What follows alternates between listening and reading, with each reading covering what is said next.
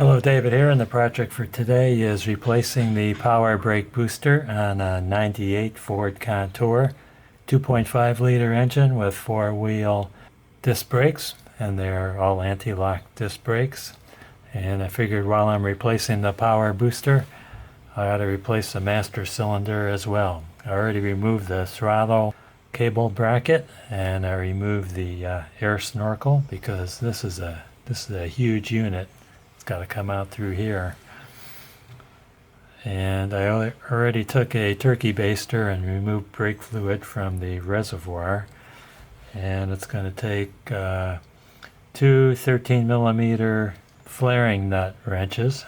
Got to use these type of wrenches that wrap around the nut so you don't crush the nut, to remove the two hoses that go to the master cylinder.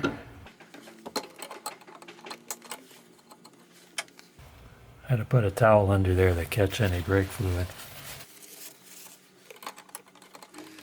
Of course, there's no room to get to that other one. I think I'm going to have to lift the reservoir off of the master cylinder while it's in the car. Well, there's a hose to take off of this side over here. See that hose over there? And that's the nut I'm having trouble getting off. I'm thinking maybe I'll get a better chance at that tubing nut if I remove the master cylinder from the power booster. So that's a 13 millimeter socket.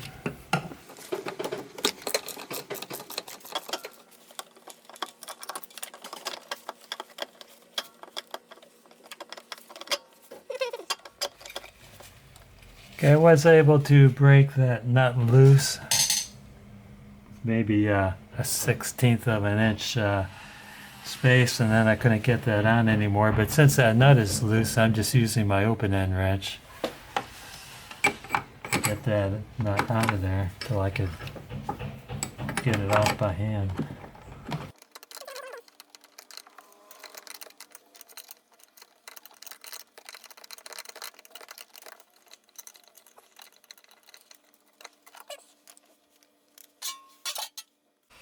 Next step is to remove the push rod from the brake pedal.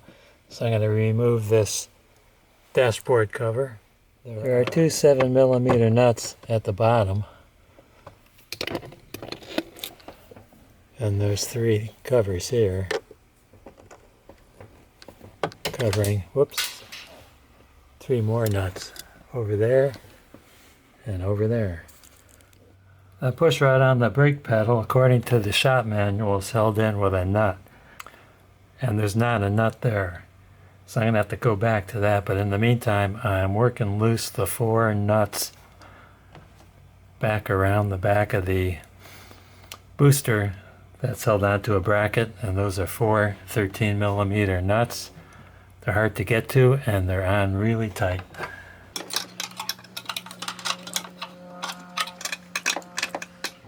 Okay, I got the push rod off the brake pedal, and the deal with that connector is it's a split, so you got to get a screwdriver wedged in there and unhook it from where it catches in here. Can you see that?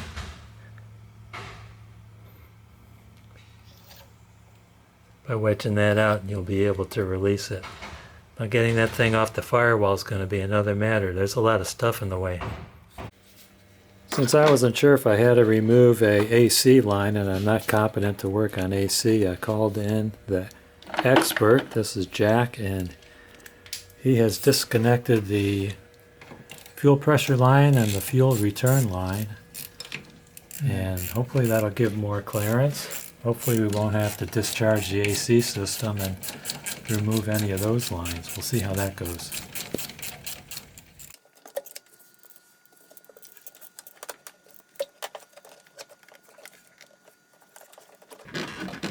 Yeah, I could see the designer at Ford Engineering brought the plans to the boss and said, "Hey boss, here's what I got for the brake power booster, the power brake booster." And the boss goes, "It's not big enough. Go back and make it bigger." I want to pull it. I want to make these guys pull off the intake. Ah. There we go. Baby is born. Awesome. Well, it feels like it's in that rubber boot. I'm gonna go inside and try and adjust it, and then it should fall. Can you pull it back a little bit?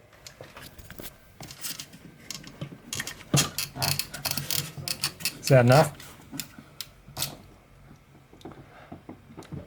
Yeah, it's difficult getting this push rod lined up with a small hole in the firewall.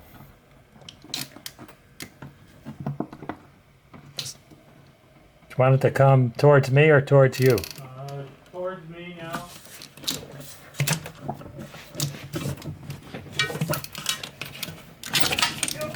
Got it? Nice. Supposed to be just an easy push, right?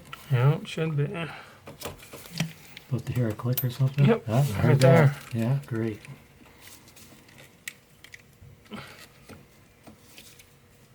Yep, those are in.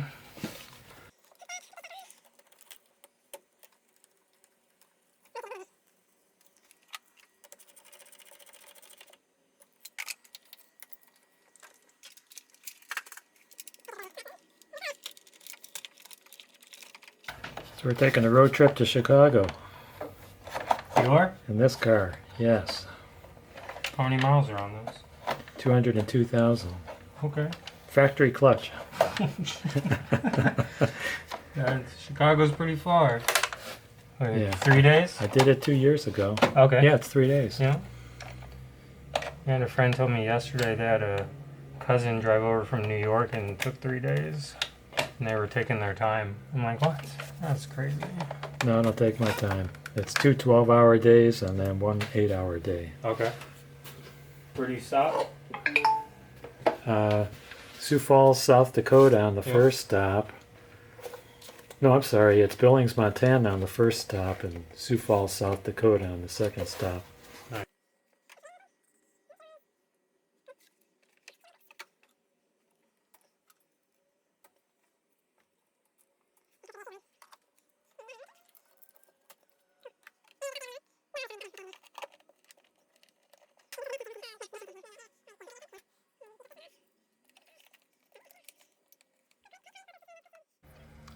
I'm so happy he didn't have to break into the AC lines. That saved a lot of time and trouble. These 4 bolts bolt to the back of the power booster to the bracket. They're 13 millimeter.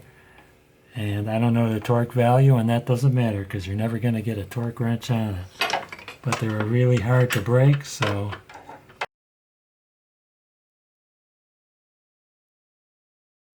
I'm in the driver's footwell. I'm going to put this retainer clip on the push rod. Goes in with the split end facing you.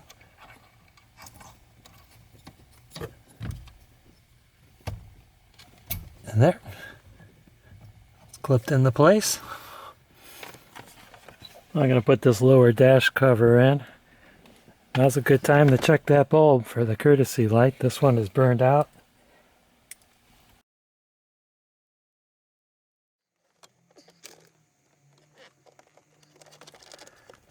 Oh yeah, I forgot I disconnected that stoplight switch from the brake pedal so the brake lights wouldn't be on the whole time I was working on the car, so I need to reconnect that.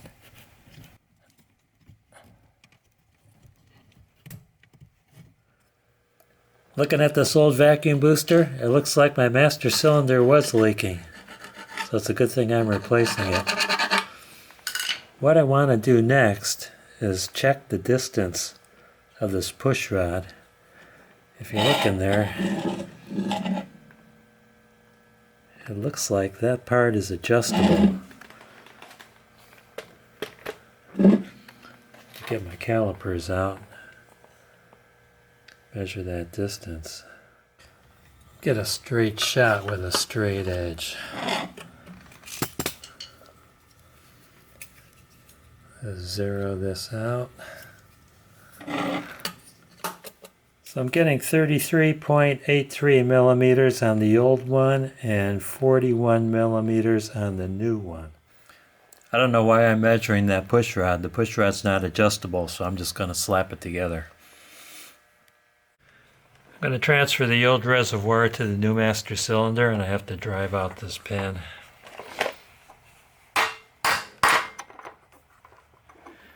Well, I'm going to get that pin driven out.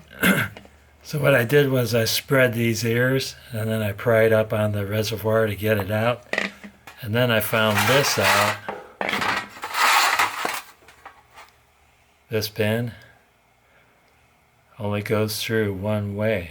It'll come out on the driver's side. See that? It's got a shoulder on it, so it only goes one way. I'm going to clean the gunk out of the inside of this reservoir with some brake clean. It's pretty dirty.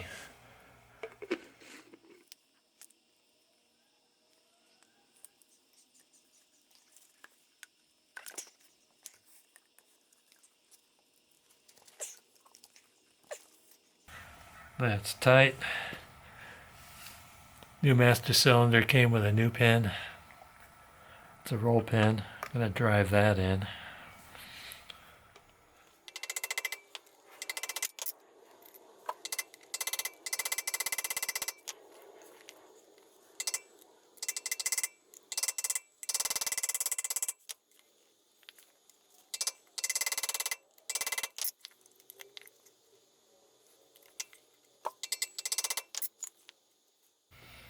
Before we can put this on the car, we have to bench bleed it. Just going to remove these caps.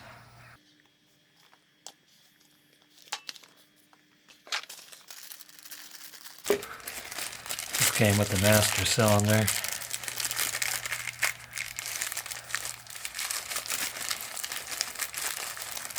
I use these only for the bench bleeding process.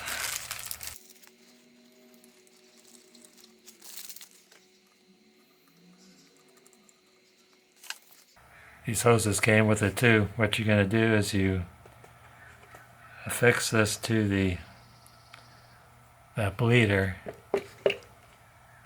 then you put the other end into the reservoir, fill the reservoir, then you push on the piston to purge the air out, and the extra brake fluid goes back into the reservoir.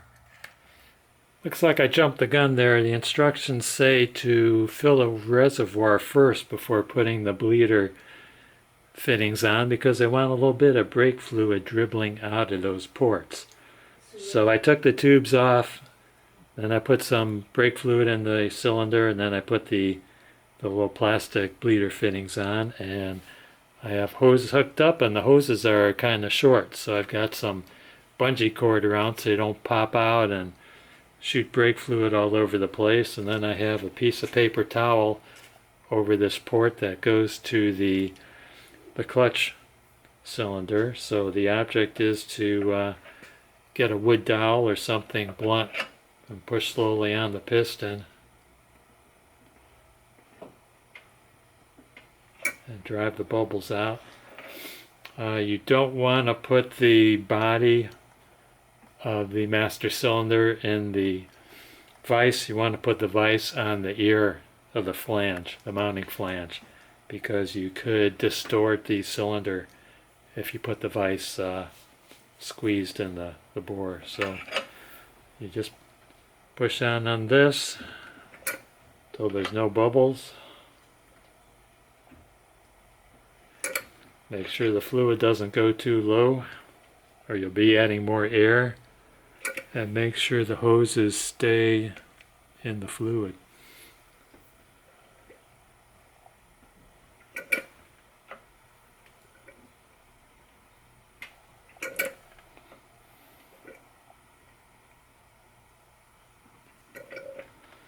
Okay, I think I'm going to have a problem because I'm going to have to raise the level of the fluid in here.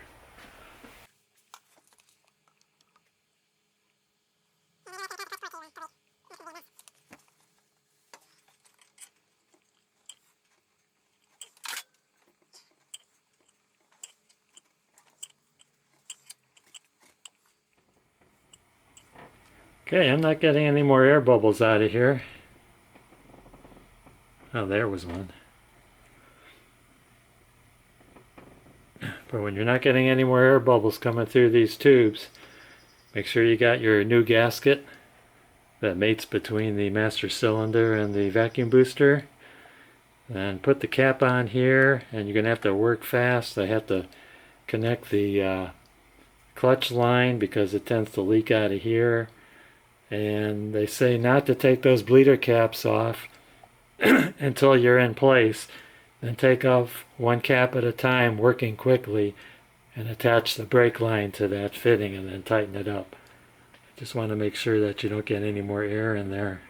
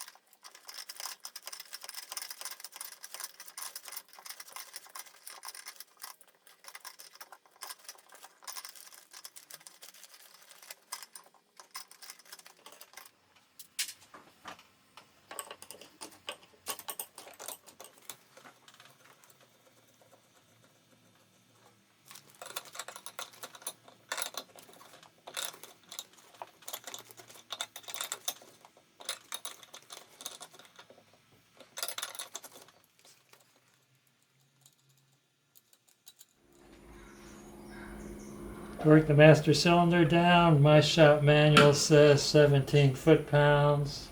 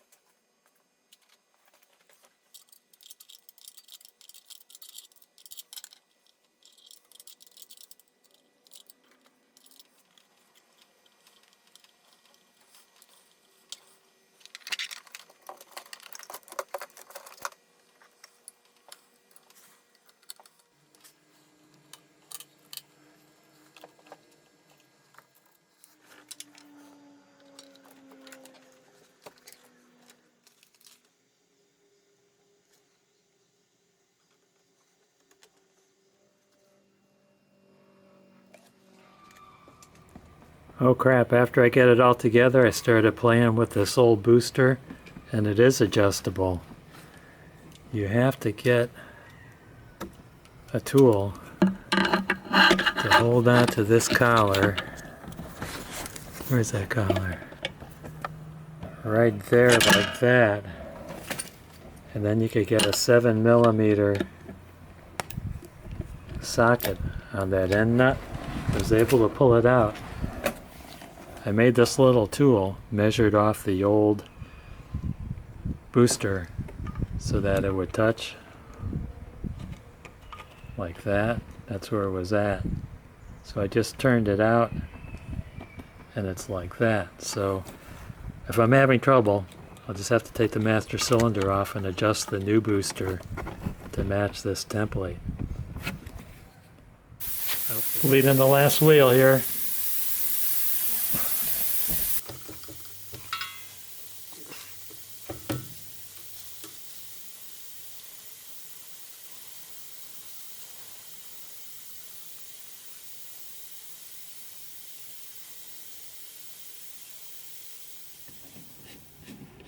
Don't forget to top off the master cylinder.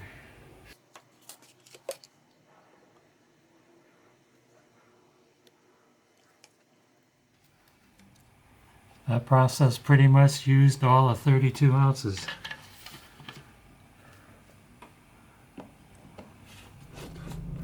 Alright, the brakes are working. And the instructions for the vacuum booster said if there's not enough free play in the push rod, the brakes can drag. So I know that I have about 6 millimeters of extra free play, and the instructions said you'll just get longer brake pedal travel when there's excessive space. So I'm holding down on the brakes, and my foot could fit between the bottom of the brake pedal and the floorboard. So I'm not worried about excessive travel. However, I am thinking about taking everything apart and trying to adjust that push rod. I just shut off the engine with my foot on the brake pedal, and the brake pedal did not push my foot back. So I know the vacuum booster is holding vacuum. And also I noticed that my check engine light went off. So that means that big bundle of cables I disconnected to get to the booster disconnected the battery power to the computer. However, it kept the battery power going to whatever controls the radio, because I still have my radio station presets. So that might be a good lesson if you want to reset your check engine light without having to use a scanner and save your radio stations. You might want to just try disconnecting that power block. Okay, I think I'll end the video here. I want to thank you guys and gals for watching. Don't forget to hit like, subscribe, and ring that bell for more great videos from David GPO. Here's some bonus footage. I decided I could not live with the play and the push rod, so I decided I'm going to try to sneak out the master cylinder without disconnecting the hydraulic lines. If that doesn't work, I'll disconnect the lines and bleed the system again. I did send a message to the company that remanufactured the vacuum booster. The name of the company is Cardone. I complained about their inadequate documentation that came with the unit. There was nothing in there about how to adjust the push rod. And I also told them it was out of adjustment, and they replied within 24 hours. They didn't address the fact that they have crappy documentation, but they did say that they adjust every push rod to factory specs.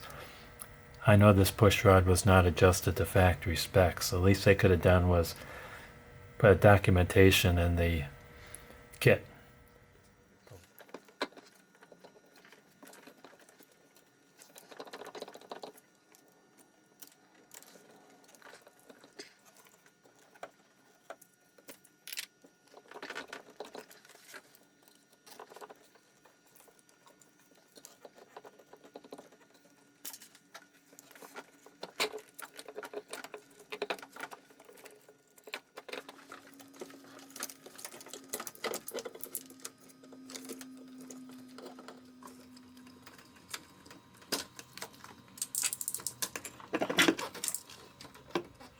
It's possible to reach in there with the proper tools, but I'm going to get an assistant to push on the brake pedal so you can see what's going on. I have a 7mm socket, and I have my little bent pliers, whatever they call those. Okay, push on the brake pedal. See that coming out here? You want to grab on that knurled edge and then turn out the screw.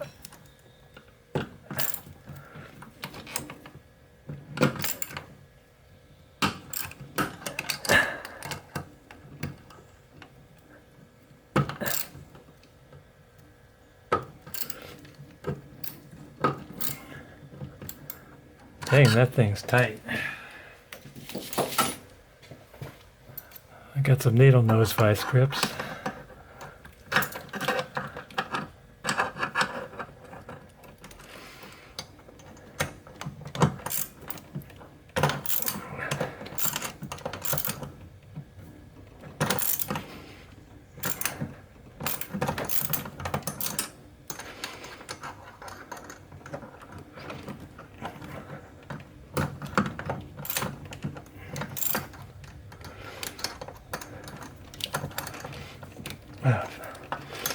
It feels like it's been Loctited at the factory. Okay, let's turn it now.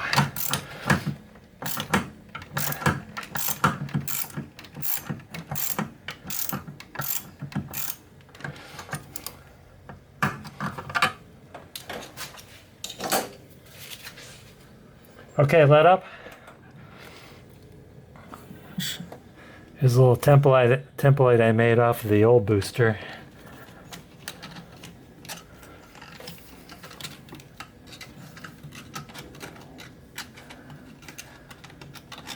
Nope, still got a ways to go.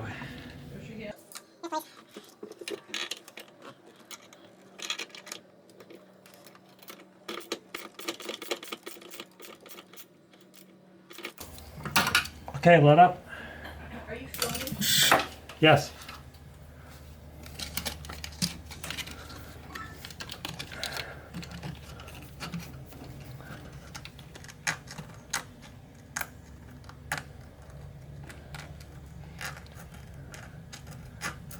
That's about where it was on the other one.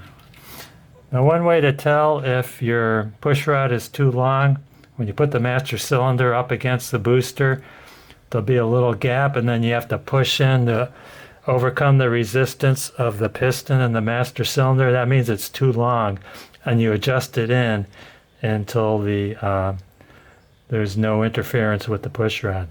In other words, the master cylinder flange should butt up with the face of the booster without any pressure. See that resistance where it's pushing out on the master cylinder? That means it's out too far. So I need to adjust it in a little bit more. Okay, one thing that I was noticing is that the resistance to mount the master cylinder to the power vacuum booster is probably complicated by the fact that the hydraulic lines are connected to the master cylinder, and I think that's been providing some outward force. So what I did was I snugged up the mounting bolts for the master cylinder to the booster, and then I went in the check pedal free play in the car, and I'm at a 1/2 inch, maybe a 1/2 inch between 3/4 of an inch, and the installation instructions that came with the power booster said that the free play should be a 1/16 to 1/4. So I'm going to adjust it out a little bit. I'm going to go for the 1/4 inch free play. Alright, that took a few trial and errors, but I think measuring from the pedal and the cabin is most accurate, and I'm right at about a 1/4 inch, maybe a hair longer than a 1/4 inch. I'm going to leave it at that. I made sure that the gasket, the mounting gasket for the master cylinder to the vacuum booster is still there, and I'm going to torque this down and put everything back together again. I hope you guys and gals have learned from my mistakes, and thanks for watching. Bye now. You know something? While I'm at this point, before I button everything up, I think I'm going to take the master cylinder off one more time and put a little nail polish on the threads of that push rod just so that they don't back out from vibration.